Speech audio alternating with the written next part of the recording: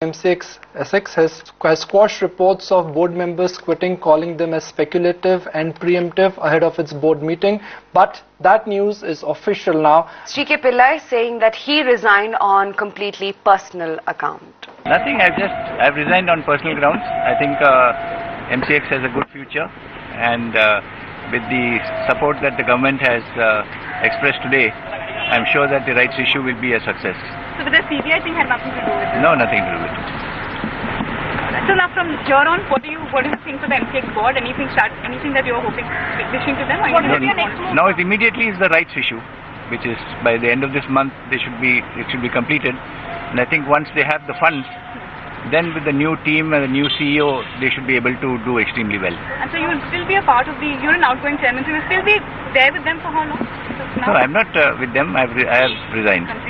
MCX Essex did their press conference at around 8:30 saying that these were all speculative news and these were rumors in the market and markets should wait perhaps for their board meeting at 2 o'clock. As per the latest release from MCX Essex itself, it says that the board meeting has happened as of now and they have elected Mr. Thomas Matthew, the former chairman LIC, who was earlier the vice chairman of MCX Essex. He is now the chairman of MCX Essex, and now they also have put on Ms. Ashima Goyal, professor of Indira Gandhi Institute of Development Research, as the vice chairman of the exchange. So she really is replacing Thomas Matthew as vice chairman, while Thomas Matthew himself will be the chairman at the exchange right now. We of course have been flashing lots of news on board as well. There have been various statements coming in from the finance ministry where he really is saying that we are hoping that there is orderly resolution to all of these concerns, and the MCX Essex board and they move really to the public interest. SEBI also of course is looking into the matter. As of now it really seems to be blowing out of proportion into the markets. We still are awaiting further clarity, but there is a lot of uncertainty and jitteriness that you seem to be getting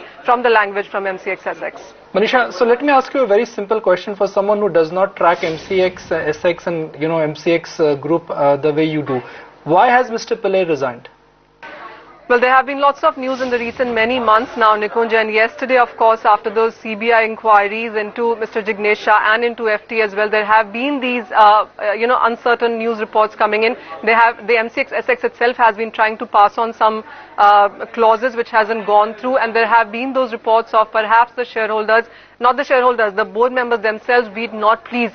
And that is the reason a lot of rumors were coming into the markets from yesterday evening itself.